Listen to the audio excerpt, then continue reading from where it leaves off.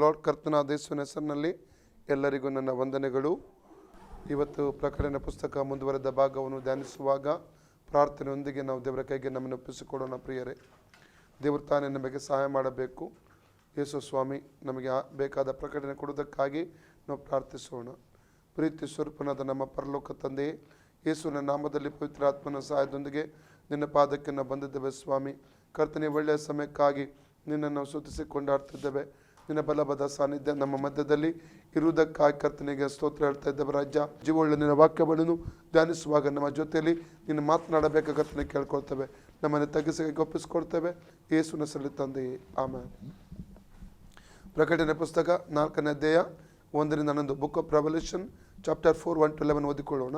ಇವುಗಳಾದ ಮೇಲೆ ನಾನು ನೋಡಿದಾಗ ಪರಲೋಕದಲ್ಲಿ ತೆರೆದಿದ್ದ ಬಾಗಿಲು ಕಾಣಿಸಿತು, ಮತ್ತು ನನ್ನ ಸಂಗಡ ತುತ್ತೂರಿಯು ಮಾತಾಡುತ್ತದೋ ಎಂಬಂತೆ ನಾನು ಮೊದಲು ಕೇಳಿದ್ದ ವಾಣಿಯು ಕೇಳಿಸಿತು. ಇಲ್ಲಿಗೆ ಏರಿ ಬಾ, ಮುಂದೆ ಆಗಬೇಕಾದವುಗಳನ್ನು ನಿನಗೆ ತೋರಿಸುವೆನು ಎಂದು ಹೇಳಿತು. ಕೂಡಲೇ ದೇವರಾತ್ಮ ವಶನಾದೆನು. ಆಗ ಇಗೋ, ಪರಲೋಕದಲ್ಲಿ ಒಂದು ಸಿಂಹಾಸನವಿತ್ತು. ಸಿಂಹಾಸನದ ಮೇಲೆ ಒಬ್ಬನು ಕೂತಿದ್ದವನು ಕಣ್ಣಿಗೆ ಸೂರ್ಯಕಾಂತ ಪದ್ಮರಾಗ ಮಣಿಗಳಂತೆ ಕಾಣುತ್ತಿದ್ದನು. ಸಿಂಹಾಸನದ ಸುತ್ತಲೂ ಪಚ್ಚೆಯಂತೆ ತೋರುತ್ತಿದ್ದ ಮುಗಿಲು ಬಿಲ್ಲು ಇತ್ತು. ಇದಲ್ಲದೆ ಸಿಂಹಾಸನದ ಸುತ್ತಲೂ 24 ಸಿಂಹಾಸನಗಳಿದ್ದವು. ಆ ಸಿಂಹಾಸನಗಳ ಮೇಲೆ ಶುಭ್ರ ವಸ್ತ್ರಗಳನ್ನು ಧರಿಸಿಕೊಂಡಿದ್ದ 24 ಮಂದಿ ಹಿರಿಯರು ಕೂತಿದ್ದರು. ಅವರ ತಲೆಗಳ ಮೇಲೆ ಚಿನ್ನಿದ ಕಿರೀಟಗಳಿದ್ದವು. ಸಿಂಹಾಸನದೊಳಗಿಂದ ಮಿಂಚುಗಳು, ವಾಣಿಗಳು, ಗುಡುಗುಗಳು ಹೊರಡುತ್ತವೆ. ಅದರ ಮುಂದೆ ದೇವರ 7 ಆತ್ಮಗಳನ್ನು ಸೂಚಿಸುವ 7 ದೀಪಗಳು ಉರಿಯುತ್ತಿದ್ದವು.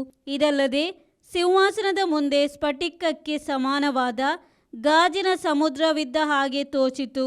ಸಿಂಹಾಸನದ ಮಧ್ಯದಲ್ಲಿ ಅದರ 4 ಕಡೆಗಳಲ್ಲಿ 4 ಜೀವಿಗಳಿದ್ದವು. ಅವುಗಳಿಗೆ ಹಿಂದೆ ಮುಂದೆ ತುಂಬ ಕಣ್ಣುಗಳಿದ್ದವು. ಮೊದಲನೇ ಜೀವಿಯು ಸಿಂಹದಂತಿತ್ತು, 2ನೇ ಜೀವಿಯು ಹೋರಿಯಂತಿತ್ತು, 3ನೇ ಜೀವಿಯ ಮುಖವು ಮನುಷ್ಯನ ಮುಖದಂತಿತ್ತು, 4ನೇ ಜೀವಿಯು ಹಾರುವ ಗರುಡ ಪಕ್ಷಿಯಂತಿತ್ತು. ಆ 4 ಜೀವಿಗಳೊಳಗೆ ಒಂದೊಂದಕ್ಕೆ 6 ರೆಕ್ಕೆಗಳಿದ್ದವು. ಆ ಜೀವಿಗಳಿಗೆ ಸುತ್ತಲೂ ಒಳಗೂ ತುಂಬ ಕಣ್ಣುಗಳಿದ್ದವು. ಆ ಜೀವಿಗಳು ಹಗಲಿರುಳು ವಿಶ್ರಮಿಸಿಕೊಳ್ಳದೆ, ದೇವರಾದ ಕರ್ತನು ಪರಿಶುದ್ಧನು, ಪರಿಶುದ್ಧನು, ಪರಿಶುದ್ಧನು, ಆತನು ಸರ್ವಶಕ್ತನು, ವರ್ತಮಾನ ಭೂತ ಭವಿಷ್ಯತ್ ಕಾಲಗಳಲ್ಲಿರುವಂಥವನು ಎಂದು ಹೇಳುತ್ತವೆ. ಯುಗ ಯುಗಾಂತರಗಳಲ್ಲಿಯೂ ಜೀವಿಸುವವನಾಗಿ ಸಿಂಹಾಸನದ ಮೇಲೆ ಕೂತಿರುವಾತನಿಗೆ ಆ 4 ಜೀವಿಗಳು ಪ್ರಭಾವ, ಮಾನ, ಕೃತಜ್ಞತಾ ಸ್ತುತಿಗಳನ್ನು ಸಲ್ಲಿಸುವಾಗೆ ಆ 24 ಮಂದಿ ಹಿರಿಯರು ಸಿಂಹಾಸನದ ಮೇಲೆ ಕೂತಾತನ ಪಾದಕ್ಕೆ ಬಿದ್ದು ತಮ್ಮ ಕಿರೀಟಗಳನ್ನು ಸಿಂಹಾಸನದ ಮುಂದೆ ಹಾಕಿ, ಕರ್ತನೇ, ನಮ್ಮ ದೇವರೇ, ನೀನು ಪ್ರಭಾವ, ಮಾನ, ಬಲಗಳನ್ನು ಹೊಂದುವುದಕ್ಕೆ ಯೋಗ್ಯನಾಗಿದ್ದಿ. ಸಮಸ್ತವನ್ನು ಸೃಷ್ಟಿಸಿದಾತನು ನೀನೇ. ಎಲ್ಲವೂ ನಿನ್ನ ಚಿತ್ತದಿಂದಲೇ ಇದ್ದವು, ನಿನ್ನ ಚಿತ್ತದಿಂದಲೇ ನಿರ್ಮಿತವಾದವು ಎಂದು ಹೇಳುತ್ತಾ ಯುಗ ಯುಗಾಂತರಗಳಲ್ಲಿಯೂ ಜೀವಿಸುವಾತನನ್ನು ಆರಾಧಿಸುತ್ತಾರೆ. Praise the Lord. ಪ್ರಿಯರೇ, ಪ್ರಕಟಣೆ ಪುಸ್ತಕವನ್ನು ಅಧ್ಯಯನ ಮಾಡ್ತಾ ನಾವು ಬಂದಿದ್ದೇವೆ. ಕರ್ತನು ಇಲ್ಲಿಯವರೆಗೆ ಆಶೀರ್ವಾದಕರವಾಗಿ ನಮ್ಮನ್ನು ನಡೆಸ್ಕೊಂಡು ಬಂದಿದ್ದಾನೆ. ಅದಕ್ಕಾಗಿ ಕರ್ತನಾದ ಸ್ವಾಮಿಗೆ ನನ್ನ ವಂದನೆ ಹೇಳ್ತೇನೆ. ಪ್ರಿಯರೇ, ಇಲ್ಲಿ ನಾವು ಪ್ರಕಟಣೆ ಪುಸ್ತಕದಲ್ಲಿ 22 ಅಧ್ಯಾಯಗಳು ಉಂಟು, 404 ವಾಕ್ಯಗಳುಂಟು. ಸತ್ಯವೇದದ 66ನೇ ಪುಸ್ತಕ ಪ್ರಕಟಣೆ ಪುಸ್ತಕವಾಗಿದೆ. ಹೊಸ ಒಡಂಬಡಿಕೆಯ 27ನೇ ಪುಸ್ತಕವಾಗಿದೆ. ಪ್ರಕಟಣೆ 1:19 ಪ್ರಕಾರವಾಗಿ ಈ ಪುಸ್ತಕವನ್ನು 3 ವಿಭಾಗಗಳನ್ನಾಗಿ ವಿಂಗಡಿಸಿ ನಾವು ಧ್ಯಾನಿಸಬಹುದು. ನಡೆದ ಸಂಗತಿ, ನಡೆಯುತ್ತಿರುವ ಸಂಗತಿ, ನಡೆಯಬೇಕಾದ ಸಂಗತಿ ಎಂಬುದಾಗಿ 3 ವಿಭಾಗಗಳನ್ನಾಗಿ ಈ ಒಂದು ಪುಸ್ತಕವನ್ನು ವಿಂಗಡಿಸಿ ನಾವು ಧ್ಯಾನ ಮಾಡಬಹುದು. ನಾವು 1ನೇ ಭಾಗವನ್ನು 1ನೇ ಅಧ್ಯಾಯದಲ್ಲಿ ಕಾಣ್ತೇವೆ. ಅಂದರೆ ಅಲ್ಲಿ ಪುನಃಸ್ಥಾನ ಹೊಂದಿದ ಮಹಿಮಾ ಸ್ವರೂಪನಾದ ಯೇಸು ಕ್ರಿಸ್ತನ ದರ್ಶನವನ್ನು ನಾವಲ್ಲಿ ಕಾಣ್ತೇವೆ. ಪ್ರಿಯರೇ, 2ನೇ ಭಾಗ 2 ಮತ್ತು 3ನೇ ಅಧ್ಯಾಯ ಅಲ್ಲಿ ನಡೆಯುತ್ತಿರುವ ಸಂಗತಿ ಅಂದರೆ ಸಭಾಕಾಲವನ್ನು ಅದು ಸೂಚಿಸುವಂಥದ್ದಾಗಿದೆ. 3ನೇ ಭಾಗ 4ನೇ ಅಧ್ಯಾಯದ 1ನೇ ವಾಕ್ಯದಿಂದ 22 ಅಧ್ಯಾಯದ 21 ವಾಕ್ಯದವರೆಗೆ ಅಂದರೆ ನಡಿಬೇಕಾದ ಸಂಗತಿ ಅಂದರೆ ರ್ಯಾಪ್ಚರ್ ಟು ಇಟರ್ನಿಟಿ, ಎತ್ತಲ್ಪಡುವಿಕೆಯಿಂದ ನಿತ್ಯತೆವರೆಗೆ ಇರುವ ಸಂಗತಿಗಳನ್ನು ಅಲ್ಲಿ ನಾವು ಕಾಣಲಿಕ್ಕೆ ನಮಗೆ ಸಾಧ್ಯವಾಗುತ್ತದೆ. ಪ್ರಿಯರೇ, ಮಾತ್ರವಲ್ಲದೆ ಕಳೆದ ದಿವಸಗಳಲ್ಲಿ ಯೇಸುವಿನ ರಹಸ್ಯ ಬರಣದ ಕುರಿತಾಗಿ, ಬಹಿರಂಗ ಬರಣದ ಕುರಿತಾಗಿ ಅನೇಕ ಸಂಗತಿಗಳನ್ನು ನಾವು ಧ್ಯಾನ ಮಾಡಿದ್ದೇವೆ. ಯೇಸುವಿನ 2ನೇ ಬರಣದಲ್ಲಿ 2 ಮುಖಗಳುಂಟು. ಒಂದು ರಹಸ್ಯ ಬರಣ, ಒಂದು ಬಹಿರಂಗ ಬರಣ. ರಹಸ್ಯ ಬರಣದಲ್ಲಿ ಆತನು ಭೂಮಿಗೆ ಇಳಿದು ಬರುವುದಿಲ್ಲ, ಆತನು ಮಧ್ಯಾಕಾಶದಲ್ಲಿ ಕಾಣಿಸಿಕೊಳ್ತಾನೆ. ಇದಕ್ಕೆ ಯೇಸು ಕ್ರಿಸ್ತನ ಪ್ರತ್ಯಕ್ಷತೆ ಎಂಬುದಾಗಿ ಕೂಡ ಕರೀತಾರೆ. ಈ ಸಮಯದಲ್ಲಿ ಬರುವಂಥದ್ದು ಸಿದ್ಧವಾದ ಸಭೆ ಎಂಬ ಮೊದಲಗಿತ್ತಿಯನ್ನು ಕರ್ಕೊಂಡು ಹೋಗುವುದಕ್ಕಾಗಿ ಆತನು ಬರ್ತಾನೆ. ಮಾತ್ರ 7 ವರ್ಷಗಳ ನಂತರ ಸಭೆಯೊಂದಿಗೆ ಭೂಮಿಗೆ ಆತನು ಬರುತ್ತಾನೆ. ಆತ ಬರುವಂಥ ಉದ್ದೇಶ ಏನೆಂದರೆ ಈ ಒಂದು ಭೂಮಿಯನ್ನು 1000 ವರ್ಷ ಆಳ್ವಿಕೆ ಮಾಡುವುದಕ್ಕೋಸ್ಕರವಾಗಿ. ಇದು ಆತನ ಬಹಿರಂಗ ಬರಣವಾಗಿದೆ. ಈ ಸಮಯದಲ್ಲಿ ಆತನ ಭೂಮಿಯಲ್ಲಿ ಆತನು ಇಳಿದು ಬರುವ ಆತನು ಆಗಿರುತ್ತಾನೆ. ಈ ಪ್ರಕಟಣೆ ಪುಸ್ತಕದ 4ನೇ ಅಧ್ಯಾಯದಲ್ಲಿ 7 ಸಂಗತಿಗಳನ್ನು ನಾವು ಕಲಿತಿದ್ದೇವೆ, ತಿಳ್ಕೊಂಡಿದ್ದೇವೆ. ಅದರ ಬಗ್ಗೆ ಒಂದೊಂದಾಗಿ ನಾವು ಧ್ಯಾನ ಮಾಡಲಿಕ್ಕೆ ಹೋಗುತ್ತೇವೆ. ಅದರಲ್ಲಿ ಒಂದು ನಾನು ಹೇಳಿದ ಹಾಗೆ ಸಿಂಹಾಸನವನ್ನು, ಪರಲೋಕದ ಸಿಂಹಾಸನ ನೋಡ್ತೇವೆ. ಸಿಂಹಾಸನದಲ್ಲಿ ಕೂತಂಥ ಕರ್ತನನ್ನು ಕಾಣ್ತೇವೆ. ಪದ್ಮರಾಗ, ಸೂರ್ಯಕಾಂತ ಮಣಿಗಳಾಗಿ ಆತನು ಕಾಣ್ತಾ ಇದ್ದಾನೆ. ಮಾತ್ರ ಎರಡನೇದಾಗಿ ಅಲ್ಲಿ ಕಾಣುವಂಥದ್ದು ಸಿಂಹಾಸನ ಸುತ್ತಲೂ ಪಚ್ಚೆಯಂತಿರುವ ಮುಗಿಲು ಬಿಲ್ಲನ್ನು ಕಾಣ್ತೇವೆ. ಮೂರನೇದಾಗಿ ಸಿಂಹಾಸನ ಸುತ್ತಲೂ 24 ಹಿರಿಯರನ್ನು ಮತ್ತು 24 ಸಿಂಹಾಸನಗಳನ್ನು, ಅವರು ಕಿರೀಟ ತೊಟ್ಟಿರುವಂಥದ್ದು, ಬಿಳಿ ವಸ್ತ್ರಗಳನ್ನು ಧರಿಸುವಂಥದ್ದನ್ನು ಕಾಣ್ತೇವೆ. 4ನೇದಾಗಿ ನಾವಲ್ಲಿ ಕಾಣುವಂಥದ್ದು ಸಿಂಹಾಸನ ಒಳಗಿಂದ ಗುಡುಗುಗಳು, ಮಿಂಚುಗಳು, ವಾಣಿಗಳು ಬರುವಂಥದ್ದನ್ನು ಕಾಣ್ತೇವೆ. 5ನೇದಾಗಿ ಸಿಂಹಾಸನ ಮುಂದೆ ದೇವರ 7 ಆತ್ಮಗಳನ್ನು ಸೂಚಿಸುವಂಥ 7 ದೀಪಗಳು ಉರಿಯುವಂಥದ್ದನ್ನು ಕಾಣ್ತೇವೆ. 6ನೇದಾಗಿ ಸಿಂಹಾಸನ ಮುಂದೆ ಸ್ಫಟಿಕಕ್ಕೆ ಸಮಾನವಾದ ಗಾಜಿನ ಸಮುದ್ರ ಇರುವಂಥದ್ದು ಕಾಣ್ತೇವೆ. 7ನೇದಾಗಿ 4 ಜೀವಿಗಳು, 24 ಹಿರಿಯರು ನಿತ್ಯ ನಿರಂತರಕ್ಕೂ ಕರ್ತನನ್ನು ಆರಾಧಿಸುವಂಥದ್ದನ್ನು ಅಲ್ಲಿ ನಾವು ಕಾಣ್ತೇವೆ ಪ್ರಿಯರೇ. ಹೀಗೆ ಒಂದರ ನಂತರ ಒಂದು 7 ಸಂಗತಿಗಳನ್ನು ನಾವು ಧ್ಯಾನ ಮಾಡಲಿಕ್ಕೆ ಹೋಗುತ್ತೇವೆ ಪ್ರಿಯರೇ. ನಾವು 1ನೇ ವಾಕ್ಯ ಓದಿಕೊಳ್ಳೋಣ. ರೆವಲ್ಯೂಷನ್ 4:1. ಇವುಗಳಾದ ಮೇಲೆ ನಾನು ನೋಡಿದಾಗ ಪರಲೋಕದಲ್ಲಿ ತೆರೆದಿದ್ದ ಬಾಗಿಲು ಕಾಣಿಸಿತು. ಇವುಗಳಾದ ಮೇಲೆ ಅಂದ್ರೆ ಸಭಾಕಾಲ ಮುಗಿದ ನಂತರ 1, 2, 3 ಅಧ್ಯಾಯದಲ್ಲಿ ಸಭೆ ಭೂಮಿಯಲ್ಲಿದೆ. 4ನೇ ಅಧ್ಯಾಯದಲ್ಲಿ ಸಭೆ ಪರಲೋಕದಲ್ಲಿದೆ. ಅಲ್ಲಿ ಆತ ತೆರೆದ ಬಾಗಿಲು ನೋಡ್ತಾ ಇದ್ದಾನೆ. ಇದರ ಅರ್ಥ ಏನೆಂದರೆ ಈಗಾಗಲೇ ಸಭೆ ಪರಲೋಕದಲ್ಲಿ ಪ್ರವೇಶಿಸಿದೆ. ಅದಕ್ಕಾಗಿ ಆತನು ತೆರೆದ ಬಾಗಿಲನ್ನು ಅಲ್ಲಿ ಕಾಣುವಂಥದ್ದನ್ನು ಕಾಣ್ತೇವೆ. ಮುಂದೆ ಓದಿ. ಮತ್ತು ನನ್ನ ಸಂಗಡ ತುತ್ತೂರಿಯು ಮಾತಾಡುತ್ತದೋ ಎಂಬಂತೆ ನಾನು ಮೊದಲು ಕೇಳಿದ್ದ ವಾಣಿಯು ಕೇಳಿಸಿತು. ನಾವು ವಿಮೋಚನಕಾಂಡ 19:16ನೇ ವಾಕ್ಯದಿಂದ ಓದುವುದಾದರೆ, ಸಿನಾಯ್ ಬೆಟ್ಟದಲ್ಲಿ ಧರ್ಮಶಾಸ್ತ್ರ ತೆಗೆದುಕೊಂಡುದಕ್ಕಾಗಿ ಹೋದಂಥ ಮೋಶೆ ಆ ಒಂದು ಸಂದರ್ಭದಲ್ಲಿ ನಾವು ನೋಡ್ತೇವೆ. ಇಸ್ರಾಯೇಲ್ ಜನರು ಬೆಟ್ಟದ ಸುತ್ತಲೂ ಕೆಳಗಡಿದ್ದರು. ಮೋಶೆ ಬೆಟ್ಟವನ್ನು ಏರ್ತಾ ಇದ್ದಾನೆ. ಆ ಸಂದರ್ಭದಲ್ಲಿ ಅಲ್ಲಿ ಕೂಡ ಒಂದು ತುತ್ತೂರಿಯ ಧ್ವನಿಯು, ಓದುವ ವಾಕ್ಯ, 3ನೇ ದಿನದಲ್ಲಿ ಸೂರ್ಯೋದಯವಾಗುವಾಗ ಆ ಬೆಟ್ಟದ ಮೇಲೆ ಗುಡುಗು, ಮಿಂಚು, ಕಾರ್ಮುಗಿಲು, ತುತ್ತೂರಿಯ ಮಹಾಧ್ವನಿಯು ಉಂಟಾಗಲು ಪಾಳೆಯದಲ್ಲಿದ್ದ ಜನರೆಲ್ಲರೂ ನಡುಗಿದರು. ಆಮೇಲೆ ತುತ್ತೂರಿಯ ಧ್ವನಿ ಉಂಟಾಗಲು ಪಾಳೆಯದಲ್ಲಿ ಜನರು ನಡುಗಿದರು. ಪ್ರಕಟಣೆ 1:10 ಕೂಡ ನಾವು ನೋಡ್ತೇವೆ. ಅಲ್ಲಿ ಅಪೊಸ್ತಲ ಯೋಹನ್ನೊಟ್ಟಿಗೆ ಕೂಡ ಮಾತಾಡಿದಂಥ ಧ್ವನಿ, ಅಂದರೆ 7 ಸಭೆಗಳಿಗೆ ಸಂದೇಶ ಕೊಡುವಾಗ ಅದು ಈ ತುತ್ತೂರಿಯ ಧ್ವನಿಯಂತಿರುವಂಥ ಶಬ್ದವನ್ನು ಆತನು ಕೇಳುವುದನ್ನು ನೋಡ್ತೇವೆ. ಓದುವ. ನಾನು ಕರ್ತನ ದಿನದಲ್ಲಿ ದೇವರಾತ್ಮ ವಶನಾಗಿ ನನ್ನ ಹಿಂದುಗಡೆ ತುತ್ತೂರಿಯ ಶಬ್ದದಂತಿರುವ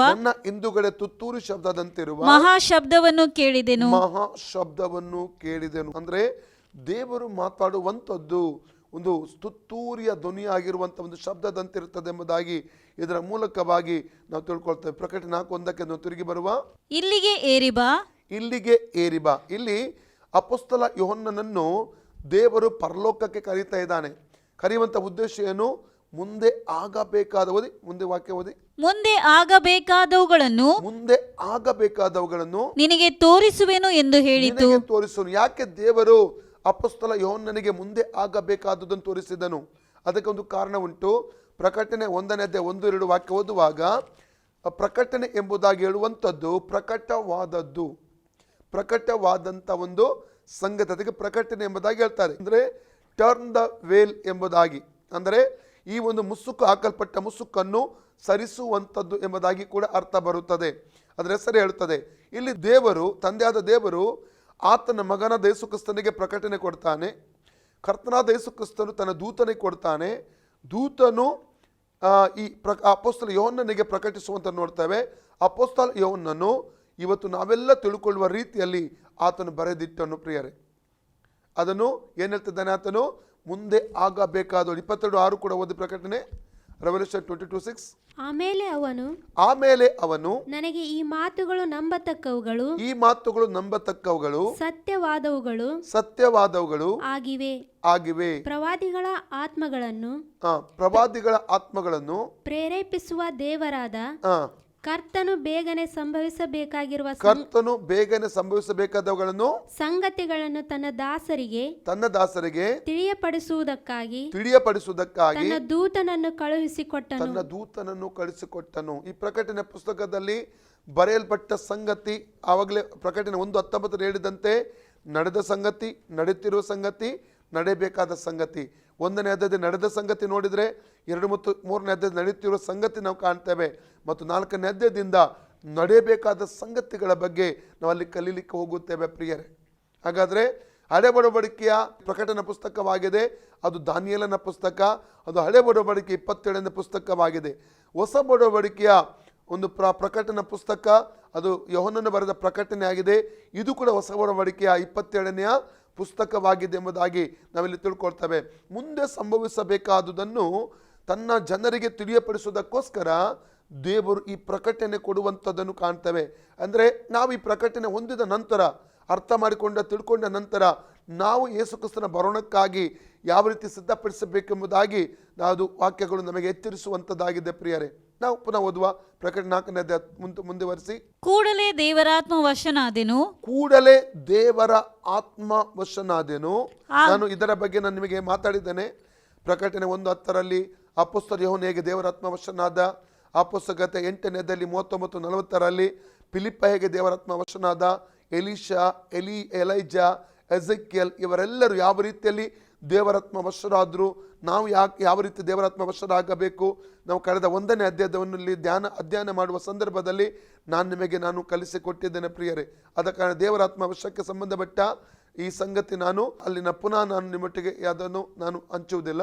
ಮುಂದಕ್ಕೆ ಹೋಗುವ. ಆಗ ಇಗೋ, ಪರಲೋಕದಲ್ಲಿ ಒಂದೊಂದು ವಿಷಯ ಇಲ್ಲಿ ನಾವು ಕಾಣುವಂಥ ವಿಷಯ ಏನೆಂದರೆ, ಪರಲೋಕವನ್ನು ಇಲ್ಲಿ ಕಾಣ್ತಾ ಇದ್ದೇವೆ. ಪರಲೋಕ ಎಂಬುವಂಥದ್ದು ಅತಿ ಸುಂದರವಾದಂಥ ಒಂದು ದೇಶವಾಗಿದೆ, ಸ್ಥಳವಾಗಿದೆ ಪ್ರಿಯರೇ. ಅಲ್ಲಲಿಯ ಅದು ಬಾಯಿಯಲ್ಲಿ ಮನುಷ್ಯನು ವರ್ಣಿಸಲಿಕ್ಕೆ ಅಸಾಧ್ಯವಾದ ರೀತಿಯಲ್ಲಿರುವ ಒಂದು ಸ್ಥಳವಾಗಿದೆ ಈ ಒಂದು ಪರಲೋಕ ಎಂಬುವಂಥದ್ದು ಪ್ರಿಯರೇ. ಸುಂದರವಾದ ಒಂದು ದೇಶ. ನಾವು ಒಂದು ವಾಕ್ಯ ಓದುವ, ಕೀರ್ತನೆ 84:1, Psalms chapter 84:1. ಸೇನಾಧೀಶ್ವರನಾದ ಯೆಹೋವನೇ, ನಿನ್ನ ನಿವಾಸಗಳು ಎಷ್ಟೋ ರಮ್ಯವಾಗಿವೆ. ಏನ್ ಹೇಳ್ತಿದ್ದಾನೆ ಇಲ್ಲಿ ಭಕ್ತನು? ಸೇನಾಧೀಶ್ವರನಾದ ಯೆಹೋವನೇ, ನಿನ್ನ ನಿವಾಸಗಳು ಎಷ್ಟೋ ರಮ್ಯವಾಗಿದೆ. ದೇವರು ವಾಸಿಸುವಂತ ಸ್ಥಳ ಅದು ತುಂಬಾ ಸುಂದರವಾದಂಥ ಒಂದು ಸ್ಥಳವಾಗಿರುತ್ತದೆ ಪ್ರಿಯರೇ. ನಾವು ಪರಲೋಕದ ಬಗ್ಗೆ ನಾವು ತಿಳಿದುಕೊಳ್ಳೋದು ಅತಿ ಪ್ರಾಮುಖ್ಯವಾದಂಥ ಒಂದು ಸಂಗತಿ. ಎಲ್ಲಿ ದೇವರು ವಾಸ ಮಾಡ್ತಾ ಇದ್ದಾನೆ, ಅಸಂಖ್ಯಾತ ದೂತರ ಒಂದು ವಾಸಸ್ಥಾನವಾಗಿದೆ. ಕೆರೂಬಿಗಳಿದ್ದಾರೆ, ಸೆರಾಫೆರಿದ್ದಾರೆ, ದೇವದೂತರಿದ್ದಾರೆ. ದೇವಾದಿ ದೇವನನ್ನು ದಿನದ 24 ಗಂಟೆ ನಿತ್ಯ ನಿರಂತರಕ್ಕೂ ಅವರು ಆರಾಧನೆ ಮಾಡುವಂಥದ್ದನ್ನು ನಾವಲ್ಲಿ ಕಾಣಲಿಕ್ಕೆ ನಮಗೆ ಸಾಧ್ಯವಾಗುತ್ತದೆ ಪ್ರಿಯರೇ. ಪರಿಶುದ್ಧತೆಯು, ದೈವಿಕ ನೀತಿಯು ವಾಸವಾಗಿರುವ ಸಮಾಧಾನವು ಅಲ್ಲಿ ವಾಸವಾಗಿರುವಂಥ ಒಂದು ಸ್ಥಳ ಎಂಬುದಾಗಿ ಪರಲೋಕದ ಕುರಿತಾಗಿ ನಾವು ತಿಳ್ಕೊಳ್ಳೋದಕ್ಕೆ ನಮಗೆ ಸಾಧ್ಯವಾಗುತ್ತದೆ ಪ್ರಿಯರೇ. ಅದೇ ಇನ್ನೊಂದು ವಿಷಯ ನಾನು ಹೇಳಿಕ್ಕೆ ಇಷ್ಟಪಡ್ತೇನೆ. ಪರಲೋಕದಲ್ಲಿ ದೇವಾಲಯ ಇದೆ. ಪರಲೋಕದಲ್ಲಿ ಏನಿದೆ ಅಂತೆ? ದೇವಾಲಯ ಇದೆ. ಅಲ್ಲಿ ಜೀವವುಳ್ಳ ದೇವರೇ ಆ ಆಲಯದಲ್ಲಿ ಇರುವಂಥದ್ದನ್ನು ನಾವಲ್ಲಿ ಕಾಣಲಿಕ್ಕೆ ನಮಗೆ ಸಾಧ್ಯವಾಗುತ್ತದೆ. ನಾವು ಪ್ರಕಟಣೆ ಪುಸ್ತಕ 11:19 ಓದುವ, ಬುಕ್ ಆಫ್ ರೆವಲ್ಯೂಷನ್ 11:19. ಆಗ ಪರಲೋಕದಲ್ಲಿರುವ ದೇವಾಲಯವು ತೆರೆಯಿತು. ಆತನ ಆಲಯದಲ್ಲಿ ಆತನ ಒಡಂಬಡಿಕೆಯ ಮಂಜೂಷವು ಕಾಣಿಸಿತು. ಇದಲ್ಲದೆ ಮಿಂಚುಗಳು, ವಾಣಿಗಳು, ಗುಡುಗುಗಳು, ಭೂಕಂಪವು, ದೊಡ್ಡ ಆನೆಕಲ್ಲಿನ ಮಳೆಯು ಉಂಟಾದವು. ಆಮೇನ್. ಪರಲೋಕದಲ್ಲಿ ಇರುವಂತ ಆಲಯ ಅಲ್ಲಿ ಓಪನ್ ಆಗಿ ತೆರೆಯುವಂಥದ್ದು ಕಾಣ್ತೇವೆ. ಇನ್ನೊಂದು ವಾಕ್ಯ 14:17, ಪ್ರಕಟಣೆ 14:17. ಮತ್ತೊಬ್ಬ ದೂತನು ಪರಲೋಕದಲ್ಲಿರುವ ದೇವಾಲಯದ ಒಳಗಿಂದ ಬಂದನು. ಅವನಲ್ಲಿ ಸಹ ಹದವಾದ ಕುಡುಗೋಲು ಇತ್ತು. ಎಲ್ಲಿಂದ ಬರ್ತಾನೆ ಈ ದೂತನು? ಪರಲೋಕದಲ್ಲಿರುವ ದೇವಾಲಯದ ಒಳಗಿಂದ ಬರುವಂತ ದೂತನನ್ನು ಅಲ್ಲಿ ಕಾಣ್ತೇವೆ. ಪ್ರಕಟಣೆ 15:5 ಓದಿ, ರೆವಲ್ಯೂಷನ್ 15:5. ಇದಾದ ಮೇಲೆ ನಾನು ನೋಡಿದಾಗ ಪರಲೋಕದಲ್ಲಿರುವ ದೇವದರ್ಶನ ಗುಡಾರದ ಪವಿತ್ರ ಸ್ಥಾನವು ತೆರೆಯಿತು. ಇಲ್ಲಿ ಪರಲೋಕದಲ್ಲಿರುವ ದೇವದರ್ಶನ ಗುಡಾರದ ಒಂದು ಪವಿತ್ರ ಸ್ಥಾನ ತೆರೆಯಲ್ಪಡುವುದರ ಕುರಿತಾಗಿ ಇಲ್ಲಿ ನಾವು ಓದ್ತೇವೆ. ನಾವು ಇಬ್ರಿಯ ಪುಸ್ತಕ 9ನೇ ಅಧ್ಯಾಯ 11-14 ವಾಕ್ಯ ಓದುವಾಗ, ಕರ್ತನಾದ ಯೇಸು ಕ್ರಿಸ್ತನು ಶಿಲುಬೆಯಲ್ಲಿ ಸತ್ತು ಉಣಲ್ಪಟ್ಟು 3 ಸಲ ಎದ್ದು ಬಂದ ನಂತರವಾಗಿ ಆತನು ಏನು ಮಾಡಿದ್ದಾನೆ, ತನ್ನ ಪವಿತ್ರ ರಕ್ತವನ್ನು ತಕ್ಕೊಂಡು ಪರಲೋಕದಲ್ಲಿರುವಂಥ ದೇವಾಲಯದಲ್ಲಿ ಆತನು ಸಮರ್ಪಿಸಿದ್ದಾನೆ ಪ್ರಿಯರು. ಯಾವುದಕ್ಕಾಗಿ? ನಮಗೋಸ್ಕರವಾಗಿ. ಅವನು ಎಲ್ಲಿ ಪ್ರವೇಶಿಸಿದ? ಮಹಾಯಾಜಕನು ಹಳೆ ಒಡಂಬಡಿಕೆಯ ಕಾಲದಲ್ಲಿ ನಾವು ನೋಡ್ತೇವೆ, ಯಾಜಕನ 16ನೇ ಅಧ್ಯಾಯ ಓದುವಾಗ ಅಲ್ಲಿ ನಾವು ನೋಡ್ತೇವೆ, ಅವನು ಮಹಾಪರಿಶುದ್ಧ ಸ್ಥಳಕ್ಕೆ ವರ್ಷಕ್ಕೊಮ್ಮೆ ಈ ಒಂದು ಕುರಿ ಮತ್ತು ಹೋತದ ರಕ್ತ ತಕ್ಕೊಂಡು ಆತನು ಹೋಗಬೇಕಾಗಿತ್ತು, ವರ್ಷಕ್ಕೊಮ್ಮೆ. ಆದರೆ ಒಂದೇ ಒಂದು ಸಾರಿ ಕರ್ತನ ಯೇಸು ಸ್ವಾಮಿ ತನ್ನ ರಕ್ತ ತಕ್ಕೊಂಡು ಆತನು ಪರಲೋಕದಲ್ಲಿರುವಂಥ ಒಂದು ಮಹಾಪರಿಶುದ್ಧ ಸ್ಥಳದಲ್ಲಿ ಆತನು ಪ್ರವೇಶಿಸುವುದನ್ನು ಅಲ್ಲಿ ಕಾಣ್ತೇವೆ. ಮಾತ್ರಲ್ಲ, ಇಬ್ರಿಯ ನಾವು 9ನೇ ಅಧ್ಯಾಯದಲ್ಲಿ 23-24 ಅದು ವಾಕ್ಯ ಓದಿಕೊಳ್ಳೋಣ. ಯಾವ ರೀತಿ ಆತನು ಪರಲೋಕಕ್ಕೆ ಆತನು ಪ್ರವೇಶ ಮಾಡಿದ ಎಂಬುದಾಗಿ ಹೇಳ್ತದೆ ವಾಕ್ಯ. ಪರಲೋಕ ವಸ್ತುಗಳಿಗೆ ಪ್ರತಿರೂಪವಾಗಿರುವ ವಸ್ತುಗಳ ಶುದ್ಧೀಕರಣಕ್ಕಾಗಿ ಇಂಥ ಯಜ್ಞಗಳು ಅವಶ್ಯವಾದರೂ ಸಾಕ್ಷಾತ್ ಪರಲೋಕದವುಗಳಿಗೆ ಇವುಗಳಿಗಿಂತ ಉತ್ತಮವಾದ ಯಜ್ಞಗಳು ಬೇಕು. ಯಾಕೆಂದರೆ ಕ್ರಿಸ್ತನು ನಿಜವಾದ ದೇವಾಲಯಕ್ಕೆ ಅನುರೂಪ ಮಾತ್ರವಾದದ್ದಾಗಿಯೂ ಕೈಯಿಂದ ಕಟ್ಟಿದ್ದಾಗಿಯೂ ಇರುವ ಆಲಯದಲ್ಲಿ ಪ್ರವೇಶಿಸದೆ ದೇವರ ಸಮ್ಮುಖದಲ್ಲಿ ನಿಮಗೋಸ್ಕರ ಈಗ ಕಾಣಿಸಿಕೊಳ್ಳುವುದಕ್ಕೆ ಪರಲೋಕದಲ್ಲಿಯೇ ಪ್ರವೇಶಿಸಿದನು. ಪರಲೋಕದಲ್ಲಿಯೇ ಯೇಸು ಕ್ರಿಸ್ತನು ಪ್ರವೇಶಿಸಿದನೆಂಬುದಾಗಿ ಆ ವಾಕ್ಯ ನಾವು ಅಲ್ಲಿ ಕಾಣ್ತಾ ಇದ್ದೇವೆ ಪ್ರಿಯರೇ. ಪರಲೋಕ ಎಂಬಂಥ ಪದಕ್ಕೆ ಮೂಲ ಭಾಷೆಯಾದ ಇಬ್ರುವಿನಲ್ಲಿ ಕೊಡಲ್ಪಟ್ಟಂಥ 4 ಶಬ್ದಗಳು ಉಂಟು, 4 ಪದಗಳು ಉಂಟು. ಒಂದನೇದಾಗಿ ನಾವು ನೋಡೋದಾದರೆ ಫರ್ಮಾಮೆಂಟ್, ಎರಡನೇದಾಗಿ ಶಮಾಯಿಮ್ ಎಂಬಂಥ ಒಂದು ಪದವನ್ನು, ಮೂರನೇದಾಗಿ ರೊಮೇರೋ ಎಂಬಂಥ ಪದವನ್ನು ಉಪಯೋಗಿಸಲಾಗಿದೆ, ನಾಲ್ಕನೇದಾಗಿ ಶೆಚಾಕಿಮ್ ಪ್ರೈಸ್ ಗಾಡ್. ಈಗ 4 ಪದಗಳನ್ನು ಪರಲೋಕ ಎಂಬುದಾಗಿ ಹೇಳುವಂಥ ಒಂದು ಪದವನ್ನು ಹೇಳುವುದಕ್ಕೆ ಉಪಯೋಗಿಸಲಾಗಿದೆ ಪ್ರಿಯರೇ. ಇದು ಬೇರೆ ಬೇರೆ ರೀತಿಯ ಚಿಕ್ಕ ಚಿಕ್ಕ ಅರ್ಥಗಳನ್ನು ಕೊಡ್ತಾ ಇದ್ರು. ಎಲ್ಲ 4 ಪದಗಳು ಕೂಡ ಪರಲೋಕವನ್ನು ಕುರಿತಾಗಿ ಹೇಳುವಂಥ ಪದಗಳು. ಅಂದರೆ ಉನ್ನತ ಒಂದು ಸನ್ನಿಧಾನದಲ್ಲಿ ವಾಸಿಸುವಂಥ ದೇವಾದಿ ದೇವನ ಕುರಿತಾಗಿ ಹೇಳುವಂಥ ಒಂದು ಪದಗಳಾಗಿವೆ. ನಾವು ನೋಡಿಕೊಳ್ಳುವ ಕೀರ್ತನೆ 68:18 ವಾಕ್ಯ ಓದ ಮೊದಲು. Psalm chapter 68:18. ನೀನು ಜಯಿಸಿದ ಬಹುಜನರನ್ನು ಸೆರೆ ಹಿಡಿದುಕೊಂಡು ಹೋಗಿ ನಿನಗೆ ದ್ರೋಹಿಗಳಾದ ಮನುಷ್ಯರಿಂದಲೇ ಕಪ್ಪಗಳನ್ನು ಸಂಗ್ರಹಿಸಿ ಉನ್ನತ ಸ್ಥಾನಕ್ಕೆ ಏರಿದ್ದಿ. ದೇವರಾದ ಯಾಹುವೆ ಅಲ್ಲೇ ವಾಸಿಸುವಿ. ಇಲ್ಲಿ ಉನ್ನತ ಸ್ಥಾನಕ್ಕೆ ಏರಿ ಹೋದಂಥ ಕರ್ತನನ್ನು ನಾವಲ್ಲಿ ಕಾಣ್ತೇವೆ. Hallelujah, praise the lord. ಉನ್ನತ ಸ್ಥಾನ ಅಂದರೆ ಪರಲೋಕವನ್ನು ಸೂಚಿಸುವಂಥ ಇಲ್ಲಿ ಪದ ಉನ್ನತ ಸ್ಥಾನ. ನಮ್ಮ ದೇವರು ವಾಸಿಸುವಂಥ ಸ್ಥಳ ಉನ್ನತವಾದಂಥ ಸ್ಥಾನದಲ್ಲಿದೆ. ಉನ್ನತ ಸ್ಥಾನ ಎಂಬಂಥ ಪದವನ್ನು ಅಲ್ಲಿ ಏನು ಮಾಡದೆ ಉಪಯೋಗಿಸಿರುವುದನ್ನು ನೋಡ್ತೇವೆ. ಕೀರ್ತನೆ 92:8 ವಾಕ್ಯ ಓದುವ. Psalms 92:8. ಯೆಹೋವನೇ, ನೀನಾದರೂ ಸದಾ ಉನ್ನತ ಸ್ಥಾನದಲ್ಲಿರುತ್ತಿ. ನೋಡಿ, ಯೆಹೋವನೇ ನೀನಾದರೂ ಸದಾ ಉನ್ನತ ಸ್ಥಾನದಲ್ಲಿರುತ್ತಿ. ಅಂದರೆ ಪರಲೋಕ ಎಂಬಂಥ ಪದ ಇಲ್ಲಿ ಫರ್ಮಮೆಂಟ್ ಎಂಬುದಾಗಿ ಹೇಳುವ ಈ ಪದದ ಅರ್ಥ ಬರುತ್ತದೆ ಉನ್ನತದಲ್ಲಿ ಇರುವಾತನು, ಉನ್ನತದಲ್ಲಿ ವಾಸಿಸುವಾತನು. ಅಂದರೆ ಉನ್ನತ ಎಂಬುದ ಪದ ಇದು ಪರಲೋಕವನ್ನು ಸೂಚಿಸುವಂಥ ಒಂದು ಪದವಾಗಿದೆ. ಕೀರ್ತನೆ 93:4 ಕೂಡ ಓದುವ. Psalms 93:4. ಜಲರಾಶಿಗಳ ಘೋಷಕ್ಕಿಂತಲೂ ಮಹಾತರಂಗಗಳ ಗರ್ಜನೆಗಿಂತಲೂ ಉನ್ನತದಲ್ಲಿರುವ ಯೆಹೋವನ ಮಹಿಮೆಯು, ಜಲರಾಶಿಗಳ ಘೋಷಕ್ಕಿಂತಲೂ ಉನ್ನತವಾದ ತರಂಗಗಳಿಗಿಂತಲೂ ನಮ್ಮ ದೇವರು ಉನ್ನತದಲ್ಲಿರುವಂತ ಯೆಹೋವನ ಮಹಿಮೆಯು ಗಾಂಭೀರ್ಯವುಳ್ಳದ್ದು. ನಮ್ಮ ದೇವರು ಉನ್ನತದಲ್ಲಿ ವಾಸಿಸುವಾತನು. ಹಲ್ಲೆಲೂಯಾ. ಮಾತ್ರವಲ್ಲದೆ ಇನ್ನೊಂದು ವಾಕ್ಯ ಕೂಡ ಓದಿಕೊಳ್ಳೋಣ. ಯೆಶಾಯ 57:15. ಸದಮಲ ನೆನೆಸಿಕೊಂಡು ಶಾಶ್ವತ ಲೋಕದಲ್ಲಿ ನಿತ್ಯ ನಿವಾಸಿಯಾದ ಮಹೋನ್ನತನು ಹೀಗನ್ನುತ್ತಾನೆ, ಉನ್ನತ ಲೋಕವೆಂಬ ಪವಿತ್ರಾಲಯದಲ್ಲಿ ವಾಸಿಸುವಂತ ನಾನು ಜಜ್ಜಿ ಹೋದ ದೀನ ಮನದೊಂದಿಗೆ ಇದ್ದುಕೊಂಡು ದೀನನ ಆತ್ಮವನ್ನು ಜಜ್ಜಿ ಹೋದ ಮನಸ್ಸನ್ನು ಉಜ್ಜೀವಿಸುವನಾಗಿದ್ದೇನೆ. ಇಲ್ಲಿ ಕೂಡ ಉಪಯೋಗಿಸಿದ ಪದ ಉನ್ನತ ಲೋಕ, ಉನ್ನತದಲ್ಲಿ ವಾಸಿಸುವಂತ ದೇವರೆಂಬುದಾಗಿ. 102 ಕೀರ್ತನೆ 19 ವಾಕ್ಯ ಓದಿ. ಕೀರ್ತನೆ 102 19ನೇ ವಚನ. ಯೆಹೋವನು ತನ್ನ ಮಹೋನ್ನತವಾದ ಪವಿತ್ರ ಸ್ಥಾನದಿಂದ ಆ, ಕೆಳಕ್ಕೆ ನೋಡಿದ್ದಾನೆ. ಅಂದ್ರೆ ಯೆಹೋವನು ತನ್ನ ಮಹೋನ್ನತವಾದ ಪವಿತ್ರ ಸ್ಥಾನದಿಂದ, ಅಂದ್ರೆ ಈ ವಾಕ್ಯದ ಆಧಾರದಲ್ಲಿ ನಾವು ತಿಳ್ಕೊಳ್ಳೋದು ಫರ್ಮಾಮೆಂಟ್ ಎಂಬುದಾಗಿ ಹೇಳುವ ಈ ಪದ, ಪರಲೋಕವನ್ನು ಸೂಚಿಸುವಂಥ ಈ ಪದ, ಅದು ಉನ್ನತ ಸ್ಥಾನವನ್ನು ಸೂಚಿಸುತ್ತದೆ.